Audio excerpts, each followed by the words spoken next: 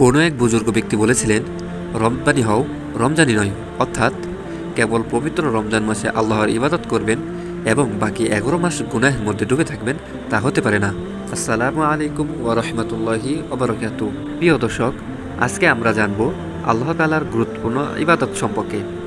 আপনি যদি আমাদের ভিডিওটি ইউটিউবে দেখে থাকেন তাহলে অবশ্যই চ্যানেলটি সাবস্ক্রাইব করে সাথেই থাকবেন, আর যদি ফেসবুকে দেখে থাকেন তাহলে পেজটি ফলো দিয়ে সাথেই থাকুন। ধন্যবাদ। চলুন হাদিসগুলো জেনে নেই। কোনো এক বুজুর্গ ব্যক্তি বলেছিলেন, রব্বানি হও, রমজানি নয়, অর্থাৎ কেবল পবিত্র রমজান মাসে আল্লাহর ইবাদত করবেন এবং বাকি 11 মাস গুনাহের মধ্যে ডুবে থাকবেন, তা হতে পারে না।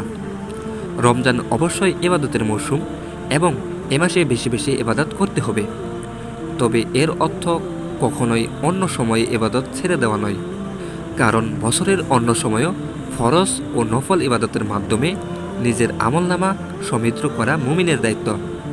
আমল শুরু করার পর এর ধারাবাহিকতা রক্ষা করা আল্লাহ তাআলার অত্যন্ত প্রিয়, কারণ ধারাবাহিকতা রক্ষার অর্থ হলো আল্লাহ তাআলা আগের আমলগুলো কবুল করেছেন বলেই পরের একই আমল করার সুযোগ হচ্ছে।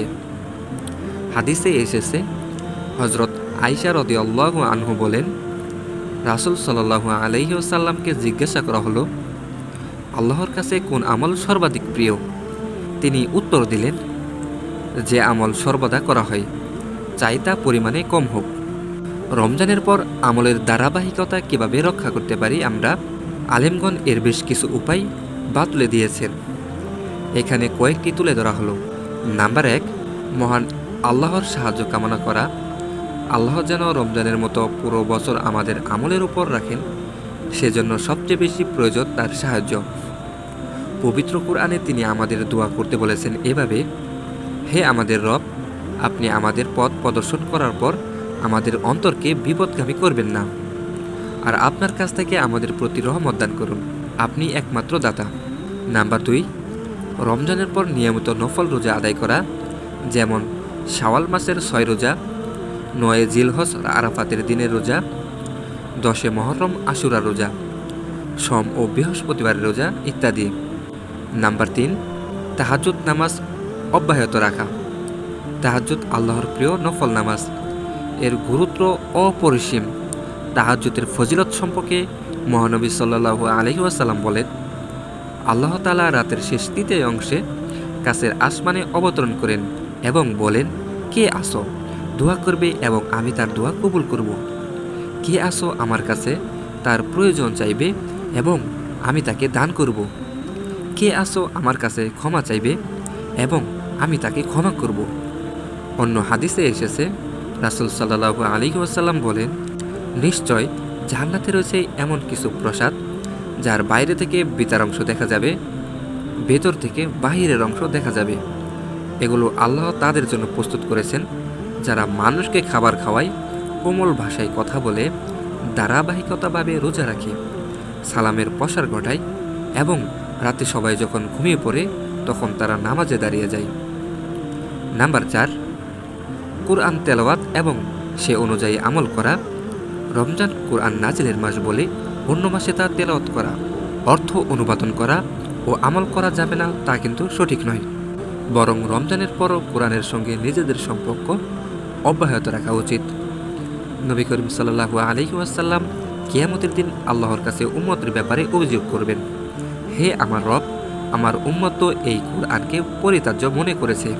আল্লাহ যেন আমাদের সেদিনের অভিযুক্তদের সঙ্গে অন্তর্ভুক্ত না করান। নাম্বার 5, অসহায়দের পাশে দাঁড়ানো অব্যাহত রাখা। রমজানে আমরা সদকাতুল ফিতর, যাকাত ও অন্যান্য দানের মাধ্যমে অসহায়দের পাশে দাঁড়িয়েছি। রমজানের পরও যেন আমরা সেই কাজ অব্যাহত রাখতে পারি, সেজন্য চেষ্টা করতে হবে। এক দীর্ঘ হাদিসে রাসূল সাল্লাল্লাহু আলাইহি ওয়াসাল্লাম বলেন, কিয়ামতের দিন আল্লাহ বলবেন, হে আদম সন্তান, আমি খাবার চেয়েছিলাম, তুমি আমাকে খাদ্য দাওনি। মানুষ বলবে, হে আমার রব, কিভাবে আপনাকে খাদ্য দেব, আপনি তো সৃষ্টিকুলের রব। আল্লাহ বলবেন, তুমি কি জানতে না আমার অমুক বান্দা খাবার চেয়েছিল, তুমি তো খাবার দাওনি। তুমি কি জানতে না, যদি তাকে খাবার দিতে তাহলে তার প্রতিদান আমার কাছে পেতে। নাম্বার 6, পছন্দের আমলগুলো অব্যাহত রাখা। আপনি যে আমলগুলো সহজে ও স্বাচ্ছন্দ্যে করতে পারেন তা করতে থাকুন, সে আমল যত ক্ষুদ্রই হোক না কেন। নবী করিম সাল্লাল্লাহু আলাইহি ওয়াসাল্লাম বলেছেন, হে লোক সকল, কেবল সেই নেক কাজগুলো করতে থাকো যা তুমি করতে পারো, কারণ তুমি বিরক্ত না হওয়া পর্যন্ত আল্লাহ সওয়াব দিতে বিরক্ত হন না। আর আল্লাহর কাছে সর্বোত্তম আমল হলো যা ধারাবাহিক, যদিও তা পরিমাণে অল্প হয়। নাম্বার 7, আল্লাহকে বেশি বেশি স্মরণ করা, তার পবিত্র নামসমূহ উচ্চারণ করে তাকে ডাকা। জিকিরের বড় ফজিলতপূর্ণ ইবাদত। জিকির বড় ফজিলতপূর্ণ ইবাদত।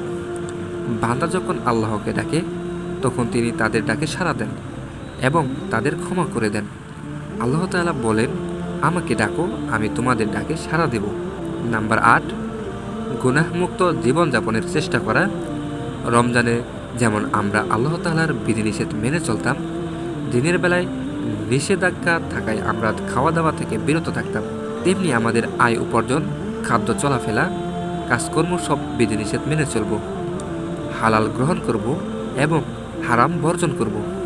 মহানবী সাল্লাল্লাহু আলাইহি ওয়াসাল্লাম বলেছেন, এমন শরীর কখনো জান্নাতে প্রবেশ করবে না যা হারাম দ্বারা বর্ধিত, জাহান্নামই তার উপযুক্ত স্থান।